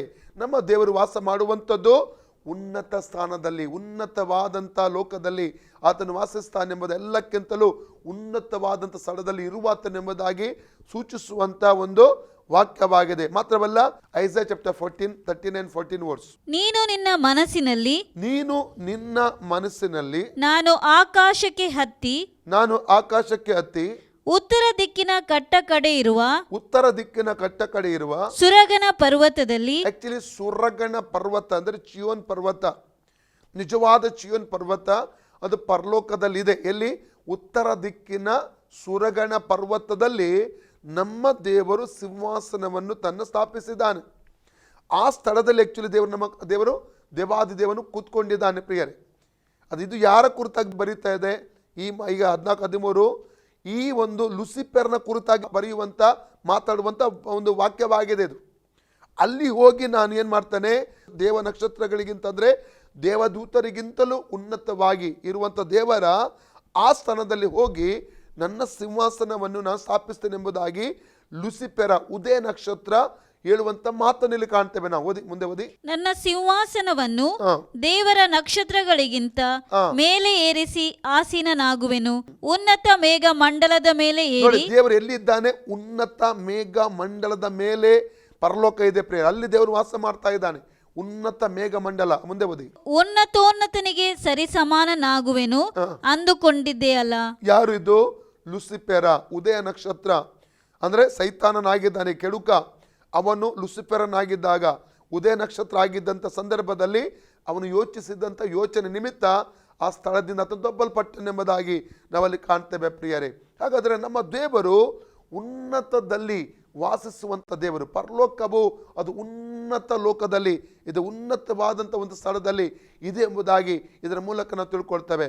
ನಮ್ಮ ದೇವರ ನಿವಾಸ ಸ್ಥಾನ ಅದು ಪರಲೋಕವಾಗಿದೆ. 1 ಅರಸು 8ನೇ ಅಧ್ಯಾಯ 34-35ನೇ ವಾಕ್ಯ. 1 King chapter 8:34-35. ಪರಲೋಕದಲ್ಲಿರುವ ನೀನು, ಪರಲೋಕದಲ್ಲಿರುವಂಥ ಇದು ಪ್ರಾರ್ಥನೆ. ಅಂದರೆ ಈ ಉಪದ್ರವಗಳ ಸಮಯದಲ್ಲಿ ಪರಲೋಕದಲ್ಲಿರುವಂಥ ದೇವರು ನೋಡಿ ಪ್ರಾರ್ಥಿಸುವಂಥ ಒಂದು ಪ್ರಾರ್ಥನೆ ಇದು. ಓಕೆ, ಪರಲೋಕದಲ್ಲಿರುವ ನೀನು ಲಾಲಿಸಿ ಅವರ ಪಾಪಗಳನ್ನು ಕ್ಷಮಿಸಿ ಅವರ ಪಿತೃಗಳಿಗೆ ನೀನು ಕೊಟ್ಟ ದೇಶಕ್ಕೆ ಅವರನ್ನು ತಿರುಗಿ ಬರಮಾಡು. ಅವರ ಪಾಪಗಳ ನಿಮಿತ್ತವಾಗಿ ಆಕಾಶವು ಮಳೆಗರೆಯದಂತೆ ಮುಚ್ಚಿಕೊಂಡಾಗ ಅವರು ತಮ್ಮ ಪಾಪಗಳನ್ನು ಬಿಟ್ಟು ತಮ್ಮನ್ನು ತಗ್ಗಿಸಿದವನು ನೀನೇ ಎಂದು ನಿನ್ನ ನಾಮವನ್ನು ಎತ್ತಿ ಈ ಆಲಯದ ಕಡೆಗೆ ತಿರುಗಿಕೊಂಡು ಪ್ರಾರ್ಥಿಸುವುದಾದರೆ ಪರಲೋಕದಲ್ಲಿರುವ ನೀನು ಲಾಲಿಸಿ, ಪರಲೋಕದಲ್ಲಿರುವಂತ ನೀನು ಲಾಲಿಸಿ ನಿನ್ನ ಸೇವಕರು ಪ್ರಜೆಗಳು ಆದ ಇಸ್ರಾಯೇಲರ ಪಾಪಗಳನ್ನು ಕ್ಷಮಿಸಿ ಅವರು ನಡೆಯಬೇಕಾದ ಮಾರ್ಗವನ್ನು ತೋರಿಸಿ ನಿನ್ನ ಪ್ರಜೆಗೆ ಸ್ವಾಸ್ಥ್ಯವಾಗಿ ಕೊಟ್ಟ ದೇಶಕ್ಕೆ ಮಳೆಯನ್ನು ಅನುಗ್ರಹಿಸು. ಅಂದರೆ ಪರಲೋಕದಲ್ಲಿ ವಾಸಿಸುವಂತ ದೇವರು, ನಮ್ಮ ದೇವರು ಎಲ್ಲಿದ್ದಾನೆ? ಪರಲೋಕದಲ್ಲಿದ್ದ. 115 ಕೀರ್ತನೆ 3ನೇ ವಾಕ್ಯ ಓದಿ. 115 Psalms verses 3.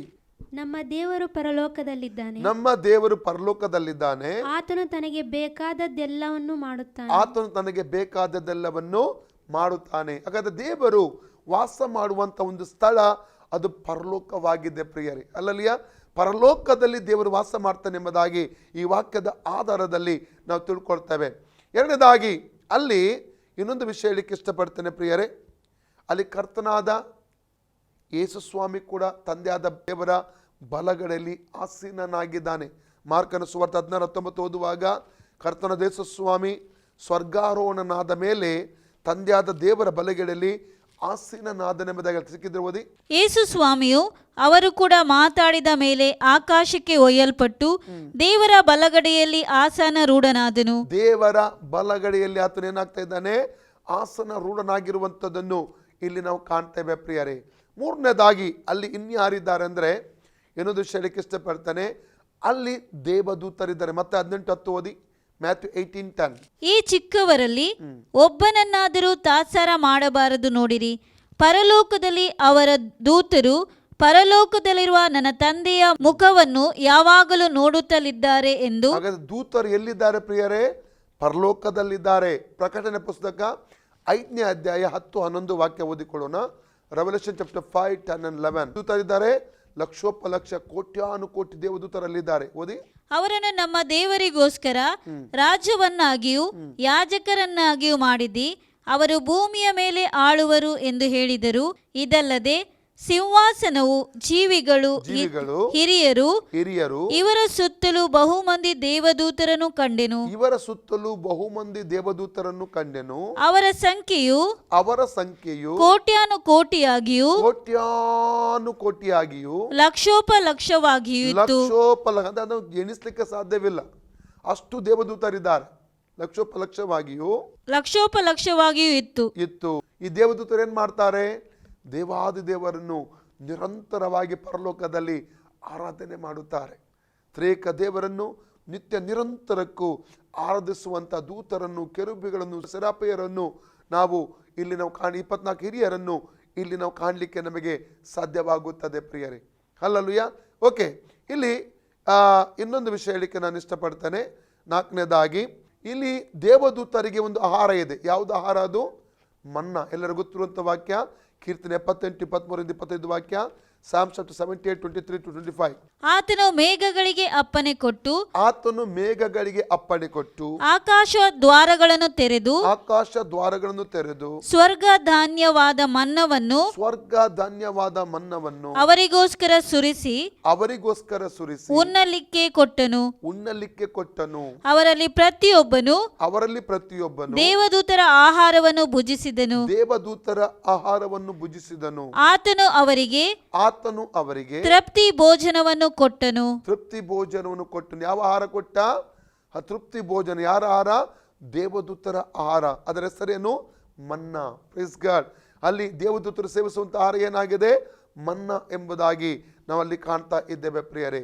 5ನೇದಾಗಿ, ಮತ್ತಾಯನ ಸುವಾರ್ತೆ 6ನೇ ಅಧ್ಯಾಯ 10 ವಾಕ್ಯದ ಪ್ರಕಾರವಾಗಿ ಪರಲೋಕದಲ್ಲಿ ದೇವರ ಚಿತ್ತ ನೆರವೇರುವಂತ ಒಂದು ಸ್ಥಳವಾಗಿದೆ ಪ್ರಿಯರೇ. ಓದಿ. ಪರಲೋಕದಲ್ಲಿರುವ ನಮ್ಮ ತಂದೆಯೇ, ನಿನ್ನ ನಾಮವು ಪರಿಶುದ್ಧವೆಂದು ಎನಿಸಲ್ಪಡಲಿ, ನಿನ್ನ ರಾಜ್ಯವು ಬರಲಿ, ನಿನ್ನ ಚಿತ್ತವು ಪರಲೋಕದಲ್ಲಿ ನೆರವೇರುವ ಪ್ರಕಾರ ಭೂಲೋಕದಲ್ಲಿಯೂ ನೆರವೇರಲಿ. ಪರಲೋಕವು ಕರ್ತನಾದ ಯೇಸು ಸ್ವಾಮಿಯ ಚಿತ್ತ ನೆರವೇರುವಂತ ಒಂದು ಸ್ಥಳವಾಗಿದೆ. 6ನೇದಾಗಿ, ಮತ್ತಾಯ 6:19 ವಾಕ್ಯ ಓದುವುದಾದರೆ ಅಲ್ಲಿ 19, 20, 21 ನಮ್ಮ ಗಂಟು ಅಂದರೆ ನಾವು ಇಡಬೇಕಾದ ಸ್ಥಳ. ಉದಾಹರಣೆಗೆ ಭೂಮಿಯಲ್ಲಿ ಗಂಟು ಎಲ್ಲಿರ್ತಾರೆ? ಬ್ಯಾಂಕಲ್ಲಿ ಇರ್ತಾರೆ. ನಿಜವಾದಿಗೆ ನಾವು ಗಂಟು ಇಡುವಂಥ ಸ್ಥಳ, ಶೇಖರಣೆ ಮಾಡುವಂಥ ಸ್ಥಳ ಎಲ್ಲಿ ಆಗಿದಂತೆ? ಪರಲೋಕವಾಗಿದೆ ಎಂಬುದಾಗಿ. ಓದಿ. ಭೂಲೋಕದಲ್ಲಿ ಗಂಟು ಮಾಡಿ ಇಟ್ಟುಕೊಳ್ಳಬೇಡಿರಿ, ಇಲ್ಲಿ ಅಂತೂ ಅದು ನುಸಿ ಹಿಡಿದು ಕಿಲುಬು ಹತ್ತಿ ಕೆಟ್ಟು ಹೋಗುವುದು. ಇಲ್ಲಿ ಕಳ್ಳರು ಕನ್ನ ಕೊರೆದು ಕದಿಯುವರು. ಆದರೆ ಪರಲೋಕದಲ್ಲಿ ಗಂಟು ಮಾಡಿ ಇಟ್ಟುಕೊಳ್ಳಿರಿ, ಅಲ್ಲಿ ಅದು ನುಸಿ ಹಿಡಿದು ಕಿಲುಬು ಹತ್ತಿ ಕೆಟ್ಟು ಹೋಗುವುದಿಲ್ಲ, ಅಲ್ಲಿ ಕಳ್ಳರು ಕನ್ನ ಕೊರೆಯುವುದೂ ಇಲ್ಲ. ಹೇಗೆ ನಾವು ಪರಲೋಕದಲ್ಲಿ ಗಂಟು ಮಾಡಲಿಕ್ಕೆ ಸಾಧ್ಯ? 1 ತಿಮೋಥೆ 5:17 ವಾಕ್ಯದಿಂದ ಓದುವ. 17-19 ವಾಕ್ಯ. 1 ತಿಮೋಥಿ 6 chapter 17-19. ಇಹಲೋಕ ವಿಷಯದಲ್ಲಿ ಐಶ್ವರ್ಯವುಳ್ಳವರು ಅಹಂಕಾರಿಗಳಾಗಿರದೆ ಅಸ್ಥಿರವಾದ ಐಶ್ವರ್ಯದ ಮೇಲೆ ನಿರೀಕ್ಷೆಯನ್ನಿಡದೆ ನಮ್ಮ ಅನುಭೋಗಕ್ಕೋಸ್ಕರ ನಮಗೆ ಎಲ್ಲವನ್ನು ಹೇರಳವಾಗಿ ದಯಪಾಲಿಸುವ ದೇವರ ಮೇಲೆ ನಿರೀಕ್ಷೆಯನ್ನು ಇಡಬೇಕೆಂತಲೂ ವಾಸ್ತವವಾದ ಜೀವವನ್ನು ಹೊಂದುವುದಕ್ಕೋಸ್ಕರ ಅವರು ಒಳ್ಳೆಯದನ್ನು ಮಾಡುವವರು ಸತ್ಕಾರ್ಯಗಳಲ್ಲಿ ಐಶ್ವರ್ಯವಂತರು ದಾನ ಧರ್ಮಗಳನ್ನು ಮಾಡುವವರು ಪರೋಪಕಾರ ಮಾಡುವವರು ಆಗಿದ್ದು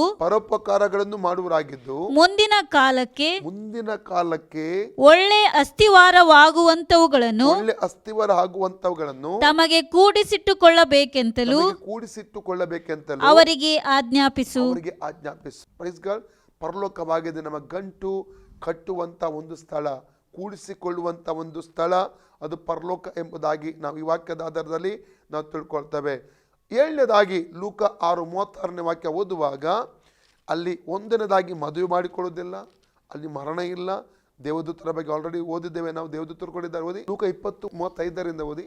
ಆದರೆ ಹಾ, ಆ ಲೋಕವನ್ನು ಸತ್ತವರೊಳಗಿಂದ ಪುನರುತ್ಥಾನವನ್ನು ಪಡೆಯುವುದಕ್ಕೆ ಯೋಗ್ಯರೆನಿಸಿಕೊಂಡಿರುವವರು ಮದುವೆ ಮಾಡಿಕೊಳ್ಳುವುದೂ ಇಲ್ಲ, ಮದುವೆ ಮಾಡಿಕೊಡುವುದಿಲ್ಲ, ಮಾಡಿಕೊಡುವುದಿಲ್ಲ. ಅವರು ಇನ್ನು ಮರಣಕ್ಕೆ ಗುರಿಯಾಗುವುದೇ ಇಲ್ಲ, ಅವರಿನ್ನು ಮರಣಕ್ಕೆ ಗುರಿಯಾಗುವುದೇ ಇಲ್ಲ, ಪುನರುತ್ಥಾನವನ್ನು ಹೊಂದಿದವರಾಗಿದ್ದು ಪುನರುತ್ಥಾನ ಹೊಂದಿದವರಾಗಿದ್ದು ದೇವದೂತರಿಗೆ ಸರಿಸಮಾನರು, ದೇವದೂತರಿಗೆ ಸರಿಸಮಾನರು, ದೇವರ ಮಕ್ಕಳು ಆಗಿದ್ದಾರೆ. ದೇವರ ಮಕ್ಕಳು ಆಗಿದ್ದಾರೆ. ಅಲ್ಲಿ ಮರಣ ಇಲ್ಲ, ಮದುವೆ ಮಾಡಿಕೊಡುವಂಥದ್ದು ಅಂತ ಸಂಗತಿಯಲ್ಲಿ ಇಲ್ಲವೇ ಇಲ್ಲ ಎಂಬುದಾಗಿ. ಅದರಲ್ಲಿ ಗಂಡು ಹೆಣ್ಣು ಮತ್ತೆ ಪುನರುತ್ಥಾನ ನಂತರ ಗಂಡು ಹೆಣ್ಣು ಎಂಬ ಭೇದ ಭಾವ ಅಲ್ಲಿ ಇರುವುದಿಲ್ಲ ಎಂಬುದಾಗಿ ನಾವು ಈ ವಾಕ್ಯದ ಆಧಾರದಲ್ಲಿ ನಾವು ತಿಳ್ಕೊಳ್ತೇವೆ.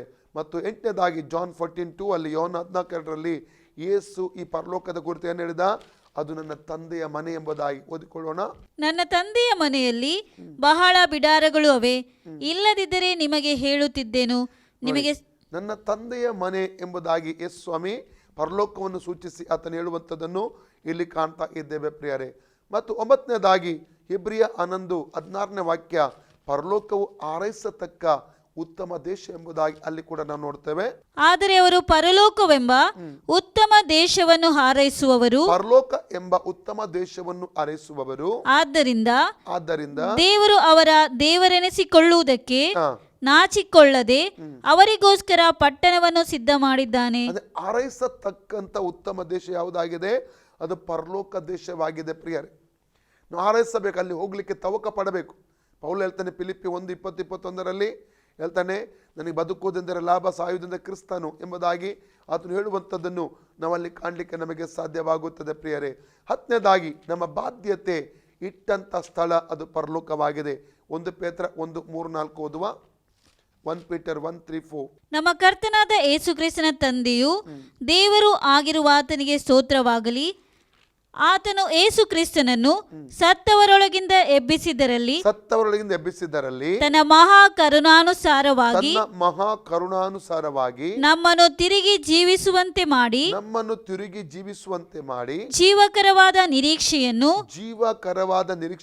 ನಮ್ಮಲ್ಲಿ ಹುಟ್ಟಿಸಿ ನಮ್ಮನ್ನು ಲಯ ಕಳಂಕಗಳಿಲ್ಲದ ಬಾಧ್ಯತೆಯನ್ನು ಎದುರು ನೋಡುವವರನ್ನಾಗಿ ಮಾಡಿದನು. ಯಾವ ಬಾಧ್ಯತೆ? ಲಯ, ಕ್ಷಯ, ಕಳಂಕ. ಯಾವುದು? ಲಯ, ಕ್ಷಯ, ಕಳಂಕ ಇಲ್ಲದ ಬಾಧ್ಯತೆಯನ್ನು ಎದುರು ನೋಡುವಂತೆ. ಎಲ್ಲಿದೆ ನಮ್ಮ ಬಾಧ್ಯತೆ? ಪರಲೋಕದಲ್ಲಿ ಇಟ್ಟಿದೆ ಎಂಬುದಾಗಿ ಅಲ್ಲಿ ನಾವು ಕಾಣ್ತೇವೆ ಪ್ರಿಯರೇ. ಅದು ಕೂಡ ಎಂಥ ಬಾಧ್ಯತೆ? ಲಯ, ಕ್ಷಯ, ಕಳಂಕ ಇಲ್ಲದಂಥ ಬಾಧ್ಯತೆಯನ್ನು ದೇವರು ನಮ್ಮನ್ನು ಎದುರು ನೋಡುವವರನ್ನಾಗಿ ಮಾಡಿದ್ದಾನೆಂಬುದಾಗಿ ಈ ವಾಕ್ಯದ ಆಧಾರದಲ್ಲಿ ನಾವು ತಿಳ್ಕೊಳ್ತೇವೆ ಪ್ರಿಯರೇ. ಇನ್ನೊಂದು ವಿಷಯ ಹೇಳ್ತೇನೆ, ಅನೇಕ ಕಡೆಗಳಲ್ಲಿ, ಅನೇಕ ಕ್ರೈಸ್ತ ವಿಶ್ವಾಸಿಗಳಲ್ಲಿ, ನಾನು ಅನೇಕ ಬೋಧಕರಲ್ಲಿ ಕಂಡಂಥ ಅನೇಕ ರೀತಿಯ ಒಂದು ಗೊಂದಲಗಳನ್ನು ಈ ಪ್ರಕಟಣೆ ಪುಸ್ತಕ ಕಲಿಯುವ ಸಂದರ್ಭದಲ್ಲಿ, ಈ ಒಂದು ಪ್ರದೇಶಕ್ಕೆ ಸಂಬಂಧವಾಗಿ ಅಥವಾ ಉಪದ್ರವ ಸ್ಥಳಕ್ಕೆ ಸಂಬಂಧವಾಗಿ, ಈ ನರಕಕ್ಕೆ ಸಂಬಂಧವಾಗಿ, ಅಥವಾ ಈ 1000 ವರ್ಷದ ಆಳ್ವಿಕೆಗೆ ಸಂಬಂಧವಾಗಿ, ಅಥವಾ ನಿತ್ಯತ್ವಕ್ಕೆ ಸಂಬಂಧವಾಗಿ ಅನೇಕ ಗೊಂದಲಮಯವಾದ ಉಪದೇಶಗಳನ್ನು ನಾನು ಕಂಡಿದ್ದೇನೆ. ಅನೇಕ ದೇವಜನರಲ್ಲಿ ಗೊಂದಲ ಇದೆ. ಅನೇಕರಿಗೆ ಉಪದ್ರವ ಸ್ಥಳ, ನಂತರ ನರಕ, ಅದರ ಬಗ್ಗೆ ಗೊತ್ತಿಲ್ಲ. ಈಗ ಅವಿಶ್ವಾಸಿಗಳು, ರಕ್ಷಣೆ ಹೊಂದದೆ ಸಾಯುವಂಥ ಅವಿಶ್ವಾಸಿಗಳು, ಅವರು ಹೋಗುವಂಥ ಸ್ಥಳ ಉಪದ್ರವ ಸ್ಥಳ. ನಾನು ನಿಮಗೆ ಕಳೆದ ದಿವಸಗಳಲ್ಲಿ ಇದರ ಬಗ್ಗೆ ವಿವರವಾಗಿ ಹೇಳಿದ್ದೇನೆ. ಲೂಕ 16:19-31 ವಾಕ್ಯದಲ್ಲಿ ಈ ಐಶ್ವರ್ಯವಂತ ವ್ಯಕ್ತಿ ಅಲ್ಲಿಗೆ ಹೋಗ್ತಾನೆ, ಆ ಸ್ಥಳಕ್ಕೆ ಹೋಗುವಂಥದ್ದು ನೋಡ್ತೇವೆ. ಅದರ ಅವಧಿ ಎಲ್ಲಿಯವರೆಗೆ? ಈ ಬಿಡಿಸುವಾಸ ನ್ಯಾಯತೀರ್ಪಿನವರೆಗೆ. ಎಲ್ಲಿ ಅದು? ಪ್ರಕಟಣೆ 20:11 ನಿನ್ನೆ ದಿವಸ ನಾವು ಅದನ್ನು ಧ್ಯಾನ ಮಾಡಿದ್ದೇವೆ ಪ್ರಿಯರೇ. ಅದರ ನಂತರ ಅದಕ್ಕಿಂತಲೂ ಘೋರವಾದಂಥ ಬೆಂಕಿ ಗಂಧಕಗಳಿಂದ ಉರಿಯುವ ಕೆರೆ, ನಿಜವಾದ ನರಕದಲ್ಲಿ ಅವರು ಆ ನ್ಯಾಯತೀರ್ಪಿನ ನಂತರ ಅವರು ದೊಬ್ಬಲ್ಪಡುತ್ತಾರೆ. ಇನ್ನೊಂದು ವಿಷಯ, ಈಗ ಕ್ರೈಸ್ತ ವಿಶ್ವಾಸಿಗಳ ಕುರಿತಾಗಿ ಹೇಳುವುದಾದರೆ, ನಾವು ಸತ್ತ ಕೂಡಲೇ ಎಲ್ಲಿಗೆ ಹೋಗುತ್ತೇವೆ?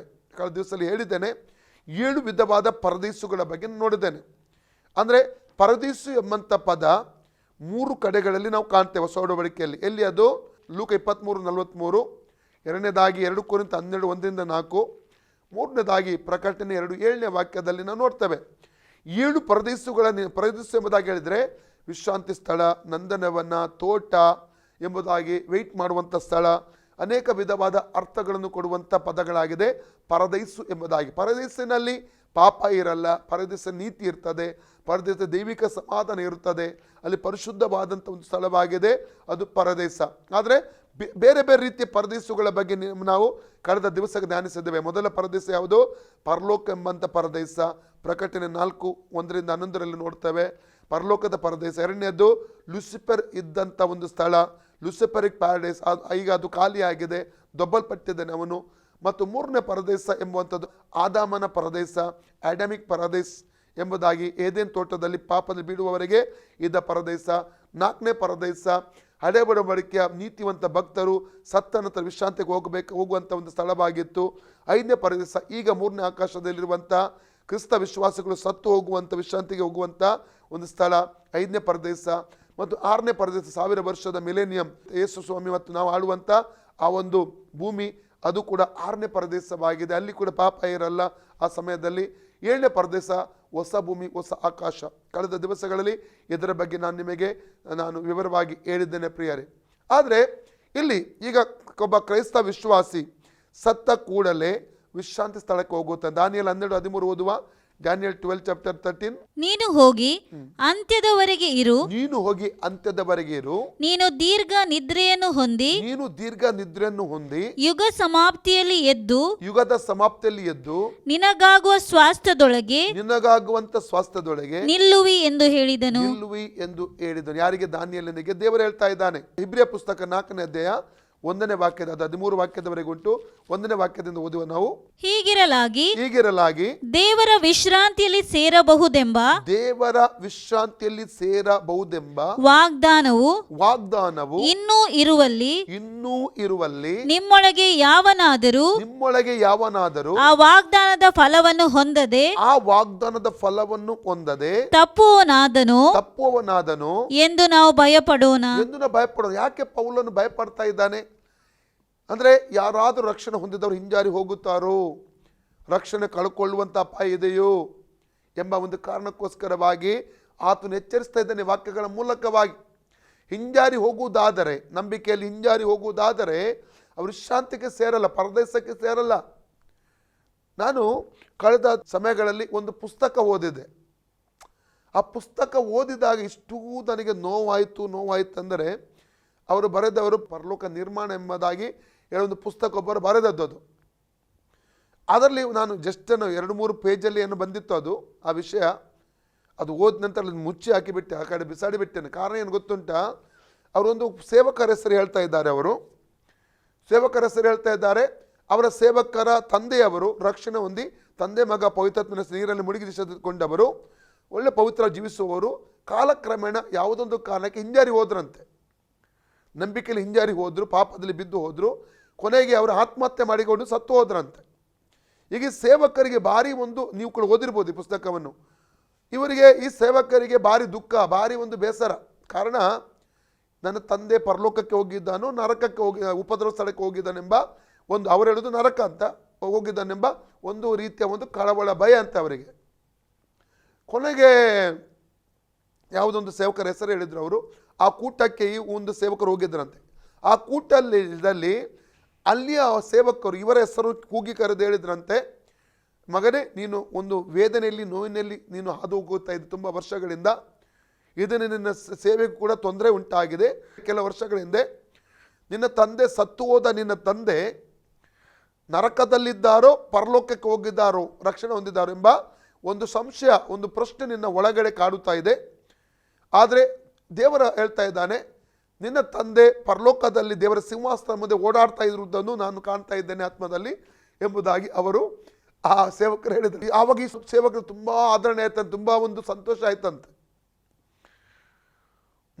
ನನಗೆ ನಗಬೇಕೋ ಅಳಬೇಕು ಅಂತ ಗೊತ್ತಾಗಲಿಲ್ಲ. ಈ ಭಾಗವನ್ನು ಓದುವಾಗ ತುಂಬ ಬೇಸರ ಆಯಿತು ನನಗೆ. ಸತ್ಯವಾಗಿ ಹೇಳ್ತಾರೆ ಅಂದರೆ, ದೇವಜನ ಮಿಸ್ಗೈಡ್ ಮಾಡುವಂಥ ರೀತಿಯ ಒಂದು ಇದನ್ನು ಇಲ್ಲಿ ನಾವು ವಾಕ್ಯಗಳನ್ನು ಇಲ್ಲಿ ನೋಡ್ತೇವೆ. ಆತ್ಮಹತ್ಯೆ ಎಂಬುದಾಗಿ ಹೇಳಬೇಕಾದ್ರೆ, ರಕ್ಷಣೆ ಹೊಂದಿ ತಂದೆ ಮಗ ಪವಿತ್ರಾತ್ಮ ನೀರಲ್ಲಿ ಮುಳುಗಿಸಿಕೊಂಡರೂ ತನ್ನ ಆತ್ಮವನ್ನು ಆ ವ್ಯಕ್ತಿ ಕೊಲ್ಲುವ ನಿಮಿತ್ತ ಅವನು ಕೊಲೆಗಾರನಾಗಿ ಅವನು ಹೋಗುವಂಥ ನರಕಕ್ಕೇನೆ. ಯೂದನು ಎಲ್ಲಿ ಹೋದ? ಅಪೊಸ್ತಲಕತೆ 1:24 ಓದಿ. Acts chapter 1:24. ಅದು ನನ್ನ ವಿಷಯ ಅಲ್ಲ, ನಾನು ಬರ್ತೇನೆ ವಿಷಯಕ್ಕೆ. ಆ ಪುಸ್ತಕ 1:24. ಕರ್ತನೆ, ಹ. ಎಲ್ಲರ ಹೃದಯವನ್ನು ಬಲ್ಲಾತನೆ, ಯೂದನು ಅಪೊಸ್ತಲತನವೆಂಬ ಯೂದನು ಅಪೊಸ್ತಲತನವೆಂಬ ಈ ಸೇವಾ ಸ್ಥಾನದಿಂದ ಈ ಸೇವಾ ಸ್ಥಾನದಿಂದ ಭ್ರಷ್ಟನಾಗಿ ತನಗೆ ತಕ್ಕ ಸ್ಥಳಕ್ಕೆ ಹೋಗಿರುವುದರಿಂದ ತಕ್ಕ ಸ್ಥಳಕ್ಕೆ ಅಪೊಸ್ತಲತನವೆಂಬ ಸೇವಾ ಸ್ಥಾನದಿಂದ ಭ್ರಷ್ಟನಾಗಿ ಎಲ್ಲಿ ಹೋದ?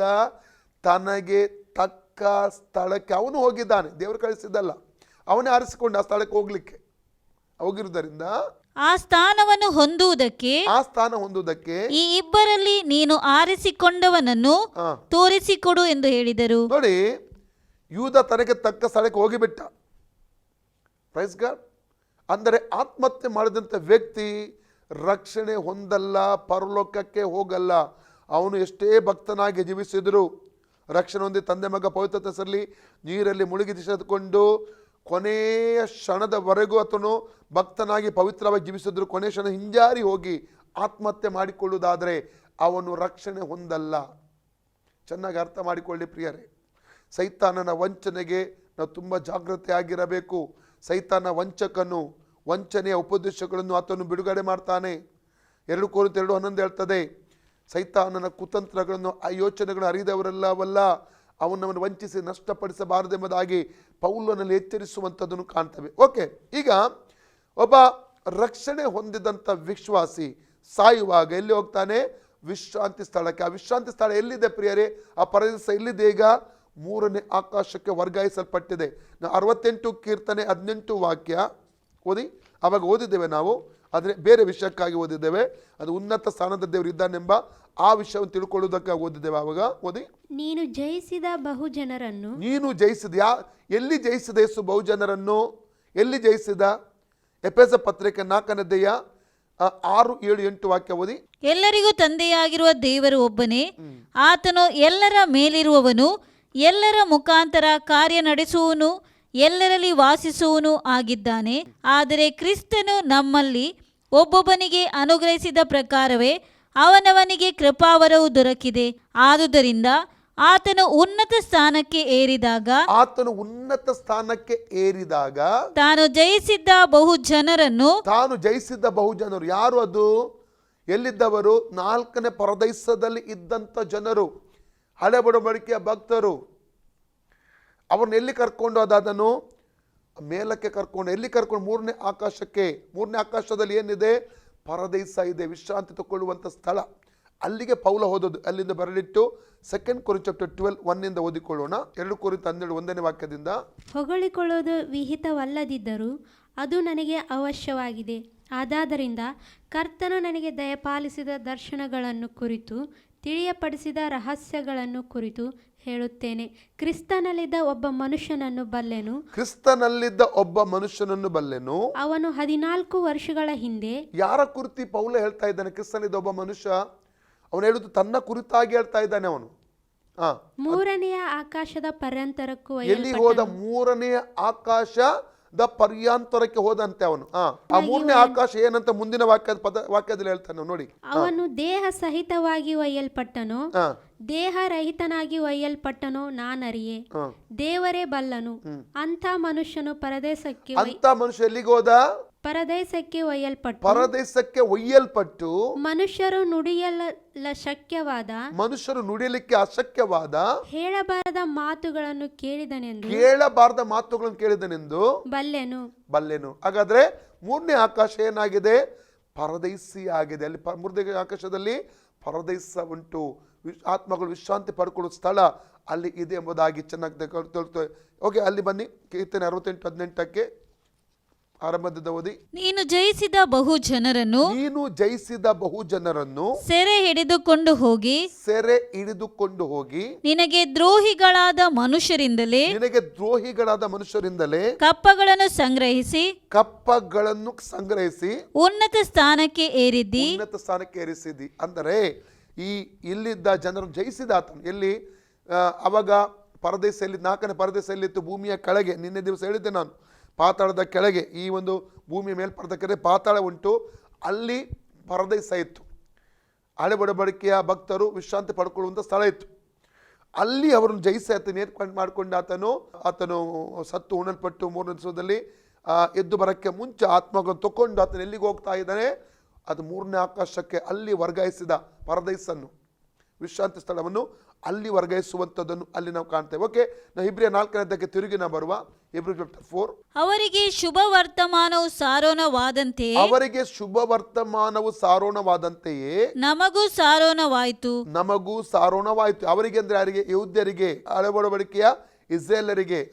ಆದರೆ ಆ ಕಾಲದಲ್ಲಿ ಕೇಳಿದವರು ನಂಬದೆ ಹೋದ ಕಾರಣ ಆ ವಾಕ್ಯದಿಂದ ಅವರಿಗೆ ಪ್ರಯೋಜನ ಆಗಲಿಲ್ಲ. ದೇವರ ಕೆಲಸಗಳು ಲೋಕಾದಿಯಿಂದ ಮುಗಿದು ಹೋಗಿ ಆತನ ವಿಶ್ರಾಂತಿಯು ಸಿದ್ಧವಾಗಿದ್ದರು ಆತನು ನನ್ನ ವಿಶ್ರಾಂತಿಯಲ್ಲಿ ಇವರು ಸೇರುವುದೇ ಇಲ್ಲವೆಂದು ಕೋಪಗೊಂಡು ಪ್ರಮಾಣ ಮಾಡಿದೆನು ಎಂಬುದಾಗಿ ಹೇಳಿದನಷ್ಟೇ. ನಂಬಿರುವಂತ ನಾವಾದರೂ ಆ ವಿಶ್ರಾಂತಿಯಲ್ಲಿ ಸೇರುತ್ತಲೇ ಇದ್ದೇವೆ. ಯಾವ ವಿಶ್ರಾಂತಿಯಲ್ಲಿ? ಪ್ರಾಣ ಕಳ್ಕೊಂಡ ಕೂಡಲೇ ಆ ವಿಶ್ರಾಂತಿಗೆ ನಾವು ಸೇರಿಕೊಳ್ತೇವೆ. ನಾವು ಪ್ರಾಣ ಬಿಟ್ಟ ಕ್ಷಣ ಅಲ್ಲಲಿಯ ನಮ್ಮ ಆತ್ಮ ಎಲ್ಲಿಗೆ ಹೋಗ್ತದೆ? ಪ್ರಸಂಗಿ 12:7 ಪ್ರಕಾರ ಮಣ್ಣಿನ ಶರೀರ ಮಣ್ಣಿಗೆ ಹೋಗುತ್ತದೆ, ಆತ್ಮ ಎಲ್ಲಿಗೆ ಹೋಗ್ತದೆ? ವಿಶ್ರಾಂತಿ ಸ್ಥಳಕ್ಕೆ ಹೋಗುತ್ತದೆ. ವಿಶ್ರಾಂತಿ ಪಡ್ಕೊಳ್ಳುವುದಕ್ಕಾಗಿ, ವಿಶ್ರಾಂತಿಗಳಿಗಾಗಿ ಹೋಗುತ್ತದೆ. ಅಲ್ಲಲುಯ್ಯ, ಚೆನ್ನಾಗಿ ಅರ್ಥ ಮಾಡ್ಕೊಂಡು ಮುಂದೆ ಓದಿ. ಇಬ್ರಿಯ 4. ಒಂದು ಸ್ಥಳದಲ್ಲಿ 7ನೇ ದಿವಸವನ್ನು ಕುರಿತು ದೇವರು ತನ್ನ ಸೃಷ್ಟಿ ಕಾರ್ಯಗಳನ್ನೆಲ್ಲ ಮುಗಿಸಿಬಿಟ್ಟು 7ನೇ ದಿನದಲ್ಲಿ ವಿಶ್ರಮಿಸಿಕೊಂಡನೆಂದು ಬರೆದಿದೆ. ಆದರೆ ಈ ಸ್ಥಳದಲ್ಲಿ ಇವರು ನನ್ನ ವಿಶ್ರಾಂತಿಯಲ್ಲಿ ಸೇರುವುದೇ ಇಲ್ಲವೆಂದು ಹೇಳಿದ್ದಾನೆ. ಹೀಗಿರಲಾಗಿ ಆ ವಿಶ್ರಾಂತಿಯಲ್ಲಿ ಕೆಲವರು ಸೇರಬೇಕೆಂಬುವ ಮಾತು ಇನ್ನೂ ಇರುವುದರಿಂದಲೂ ಮೊದಲು ಶುಭ ವರ್ತಮಾನವನ್ನು ಕೇಳಿದವರು ಅವಿಧೇಯರಾದ ಕಾರಣ ಅದರಲ್ಲಿ ಸೇರದೆ ಹೋದದರಿಂದಲೂ ಬಹುಕಾಲ ಹೋದ ನಂತರ ಆತನು ದಾವೀದನ ಬಾಯಿಂದ ಮಾತಾಡಿ ಈ ಹೊತ್ತೇ ಎಂದು ಒಂದಾನೊಂದು ದಿವಸವನ್ನು ಗೊತ್ತು ಮಾಡುತ್ತಾನೆ. ಹೇಗೆಂದರೆ, ನೀವು ಈ ಹೊತ್ತು ದೇವರ ಶಬ್ದಕ್ಕೆ ಕಿವಿಗೊಟ್ಟರೆ ನಿಮ್ಮ ಹೃದಯಗಳನ್ನು ಕಠಿಣ ಮಾಡಿಕೊಳ್ಳಬೇಡಿರಿ ಎಂದು ಮೇಲ್ಕಂಡ ವಚನದಲ್ಲಿ ಹೇಳುತ್ತಾನಷ್ಟೇ. ಯೋಶುವನು ಅವರನ್ನು ಆ ವಿಶ್ರಾಂತಿಯಲ್ಲಿ ಸೇರಿಸಿದ್ದಾದರೆ ತರುವಾಯ ಮತ್ತೊಂದು ದಿವಸವನ್ನು ಕುರಿತು ಹೇಳೋಣವಾಗುತ್ತಿರಲಿಲ್ಲ. ಆದುದರಿಂದ ದೇವರ ಜನರು ಅನುಭವಿಸುವುದಕ್ಕಿರುವ ಸಬ್ಬತೆಂಬ ವಿಶ್ರಾಂತಿಯು ಇನ್ನೂ ಉಂಟು. ಅದು ಯಾವುದಾಗಿದೆ? ಪ್ರಾಣ ಬಿಟ್ಟ ಕೂಡಲೇ ಆ ವಿಶ್ರಾಂತಿಯಲ್ಲಿ ನಾವು ಸೇರ್ಲಿಕ್ಕೆ ಹೋಗುತ್ತೇವೆ. ಅಲ್ಲಲಿಯ ವಿಶ್ರಾಂತಿಯ ಅವಧಿ ಎಲ್ಲಿವರೆಗೆ? ಯೇಸು ಸ್ವಾಮಿಯ ರಾಪ್ಚರ್ ವರೆಗೆ, ರಹಸ್ಯ ಬರಣದವರೆಗೆ ನಾವು ವಿಶ್ರಾಂತಿಯಲ್ಲಿರ್ತೇವೆ. ಯೇಸು ಬಂದಾಗ ಏನು ನಡೀತದೆ? 1 ಥೆಸಲೋನಿಕ 4ನೇ ಅಧ್ಯಾಯ 13-17 ವಾಕ್ಯ ಓದಿ. 1 ಥೆಸಲೋನಿಕ ಚಾಪ್ಟರ್ 13-18 ವಾಕ್ಯ. 1 ಥೆಸಲೋನಿಕ ಚಾಪ್ಟರ್ 4:13-18. ಸಹೋದರರೇ, ನಿದ್ರೆ ಹೋಗುವವರ ಗತಿ ಏನೆಂದು ನೀವು ತಿಳಿಯದೆ ಇದ್ದು ನಿರೀಕ್ಷೆ ಇಲ್ಲದವರಾದ ಇತರರಂತೆ ದುಃಖಿಸುವುದು ನಮ್ಮ ಮನಸ್ಸಿಗೆ ಒಪ್ಪುವುದಿಲ್ಲ. ಯೇಸು ಸತ್ತು ಜೀವಿತನಾಗಿ ಎದ್ದನೆಂದು ನಾವು ನಂಬಿದ ಮೇಲೆ ಅದರಂತೆ ಯೇಸುವಿನಲ್ಲಿದ್ದುಕೊಂಡು ನಿದ್ರೆ ಹೋಗುವವರನ್ನು ಸಹ ದೇವರು ಆತನೊಡನೆ ಕರೆದುಕೊಂಡು ಯೇಸುವಿನಲ್ಲಿದ್ದು ನಿದ್ರೆ ಹೋಗುವವರು ನೋಡಿ, ಸಾಯುವವರು ಅಂತ ಹೇಳ್ತಾರೆ. ನಿದ್ರೆ ಹೋಗುವವರು ಶಾಂತಿಗೆ ಒಬ್ಬ ಕ್ರೈಸ್ತ ವಿಶ್ವಾಸಿಯ ಮರಣವನ್ನು ಕರ್ತನು ಹೋಲಿಸ್ತಾ ಇದ್ದಾನೆ. ಓಕೆ, ಮುಂದೆ ಓದಿ. ದೇವರು ಆತನೊಡನೆ ಕರೆದುಕೊಂಡು ಬರುವನು. ಎಲ್ಲಿಂದ? ಅಲ್ಲಿ ಇರ್ತವೆ ಆ ವಿಶ್ರಾಂತಿ ಪಡ್ಕೊಳ್ಳುವ ಆತ್ಮಗಳು. 3ನೇ ಆಕಾಶದಲ್ಲಿ ಪರದೈಸಿನಲ್ಲಿರುತ್ತವೆ. ಆ ಸಮಯದಲ್ಲಿ ಕರ್ಕೊಂಡು ಬರುತ್ತಾನೆ. ಮುಂದೆ ಓದಿ. ಕರೆದುಕೊಂಡು ಬರುವನೆಂದು ನಂಬಬೇಕಲ್ಲವೇ? ನಾವು ಕರ್ತನ ಮಾತಿನ ಆಧಾರದಿಂದ ನಿಮಗೆ ಹೇಳುವುದೇನೆಂದರೆ ಕರ್ತನು ಪ್ರತ್ಯಕ್ಷನಾಗುವವರೆಗೂ ರಹಸ್ಯ ಬರಣದವರೆಗೂ ಜೀವದಿಂದ ಉಳಿದಿರುವ ನಾವು ನಿದ್ರೆ ಹೋದವರಿಗಿಂತ ಮುಂದಾಗುವುದೇ ಇಲ್ಲ. ವಿಶ್ರಾಂತಿಯಲ್ಲಿರುವವರಿಗಿಂತಲೂ ಮುಂದಾಗುವುದೇ ಇಲ್ಲ. ಮುಂದಾಗುವುದೇ ಇಲ್ಲ.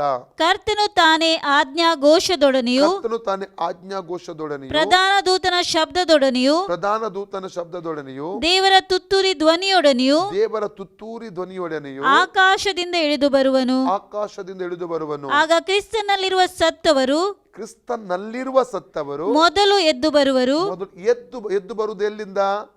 ವಿಶ್ರಾಂತಿಯಿಂದ. ಕ್ರಿಸ್ತನಲ್ಲಿರುವ ಸತ್ತವರು ಎದ್ದು ಬರುವರು. ಎದ್ದು ಬರಬೇಕಾದ್ರೆ ಅವರು ಮಲಗಿದ್ದಾರೆ, ವಿಶ್ರಾಂತಿಯಲ್ಲಿದ್ದಾರೆ ಎಂಬುದಾಗಿ ಅರ್ಥ. ಅವರು ಎದ್ದು ಬರುವರು. ಆಮೇಲೆ ಜೀವದಿಂದುಳಿದಿರುವ ನಾವು ಆಮೇಲೆ ಒಂದು ವೇಳೆ ಈಗ ಇವತ್ತೇ ಈ ಕ್ಷಣದಲ್ಲೇ ರ್ಯಾಪ್ಚರ್ ಅಂತ ಎಣಿಸುವ, ಯೇಸು ಬಂದ ಅಂತ ಎಣಿಸುವ. ನಾನು ನಿಮ್ಮೊಟ್ಟಿಗೆ ಮಾತಾಡ್ತಾ ಇದ್ದೇನೆ, ನಾನು ಜೀವಂತವಾಗಿದ್ದೇನೆ. ಫಸ್ಟ್ ಏನು ನಡೀತದೆ? ವಿಶ್ರಾಂತಿಯಲ್ಲಿರುವಂತಹ ಜನರು ಎದ್ದು ಬರ್ತಾರೆ. ಕ್ರಿಸ್ತನಲ್ಲಿ ಸತ್ತವರು ಮಹಿಮಾ ಶರೀರದೊಂದು ಎದ್ದು ಬರ್ತಾರೆ. ಸೆಕೆಂಡ್, ನಾನೀಗ ಮಾತಾಡ್ತಿರುವ ಹಾಗೆಯೇ ನಾನು ಮಹಿಮೆ ಶರೀರದೊಂದಿಗೆ ಮಾರ್ಪಾಡ್ತೇನೆ. ನೀವು ಕೇಳುತ್ತಿರುವವರು ನೀವು ಎಲ್ಲಿದ್ದ? ಕೆನಡಾದಿಂದಲೋ, UK ಕುವೈಟಿಂದಲೋ, ದುಬೈಯಿಂದಲೋ ಅಥವಾ ಭಾರತ ದೇಶದ ಅನೇಕ ಮೂಲೆಗಳಿಂದ ಇದ್ದೀರಿ. ನೀವು ಕೂಡ ಇರುವಂಥ ಸ್ಥಳದಲ್ಲಿ ಏನಾಗ್ತೀರಿ? ಮಹಿಮೆ ಶರೀರದೊಂದಿಗೆ ಮಾರ್ಪಾಡ್ತೀರಿ. ಒಮ್ಮೆಲೆ ನಾವು ಎತ್ತಲ್ಪಡುತ್ತೇವೆ, ಒಯ್ಯಲ್ಪಡುತ್ತೇವೆ ಪರಲೋಕಕ್ಕೆ. ಓಕೆ, ಮುಂದೆ ಓದಿ.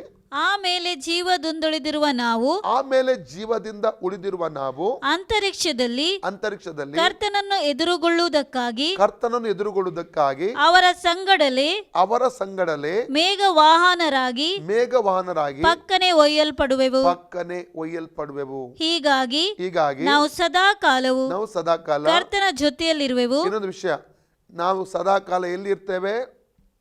ಕರ್ತನ ಜೊತೆಯಲ್ಲಿ ಇರುತ್ತೇವೆ. ಅದರ ಅರ್ಥ ಪರಲೋಕದಲ್ಲಿ ವಾಸಿಸುವಂಥದ್ದಲ್ಲ. ನಾವು ವಿಶ್ರಾಂತಿ ಸ್ಥಳದ ಬಗ್ಗೆ ತಿಳ್ಕೊಂಡಿರಿ. ಪರಲೋಕದಲ್ಲಿ ಇರುವಂಥ ಎಷ್ಟು ವರ್ಷ? 7 ವರ್ಷಗಳ ಕಾಲ ಪರಲೋಕದಲ್ಲಿ ನಾವು ಇರ್ತೇವೆ. ಕರ್ತನ ಜೊತೆಯಲ್ಲಿ ಅಂದರೆ ಕರ್ತನು ಎಲ್ಲಿರ್ತಾನೋ ಅಲ್ಲಿ ನಾವು ಇರ್ತೇವೆ. ಒಂದು ವಿವಾಹಕ್ಕೆ ಮೊದಲಿಂಗನಾದ ಯೇಸು ಸ್ವಾಮಿ ಮತ್ತು ಮೊದಲಿಗಿತ್ತ ಸಭೆಯೊಟ್ಟಿಗೆ ಮದುವೆ ಆಗಿದೆ. ಮದುವೆ ಆದ ನಂತರ ಒಂದು ಗಂಡ ಹೆಂಡತಿ ಹೇಗೆ ಒಟ್ಟಿಗೆ ವಾಸ ಮಾಡ್ತಾರೋ ಅದೇ ಕರ್ತನ ಸಭೆಯು, ಯೇಸು ಕ್ರಿಸ್ತನ ಹೊಸ ಒಡಂಬಡಿಕೆಯ ಸಭೆಯು ಕರ್ತನ ಯೇಸು ಸ್ವಾಮಿಯೊಂದಿಗೆ ಯಾವಾಗಲೂ ನಿತ್ಯತ್ವಕ್ಕೂ ಜೀವಿಸುವಂಥದ್ದಾಗಿರುತ್ತದೆ. ಯಾವಾಗಲೂ ಕರ್ತನೊಂದಿಗೆ ನಾವು ವಾಸ ಮಾಡುತ್ತೇವೆ, ಇರುತ್ತೇವೆ. Praise God. ಅಂದರೆ ಪರಲೋಕದ 7 ವರ್ಷ ನಾವು ಇರ್ತೇವೆ. ಮುಂದೆ ಓದಿ, 18ನೇ ವಾಕ್ಯ ಓದಲಿಲ್ಲ.